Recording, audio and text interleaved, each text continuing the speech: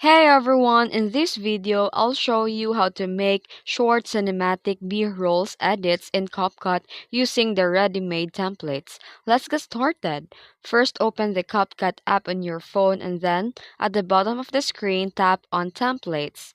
Then here in the search bar, type Cinematic B-roll or simply search for Cinematic Edits and browse through the results until you find the template with smooth transitions and cinematic vibe that you like. Then here, tap the templates, then tap on the Use Templates. Now select the clips or photos that you want to turn into a cinematic edit.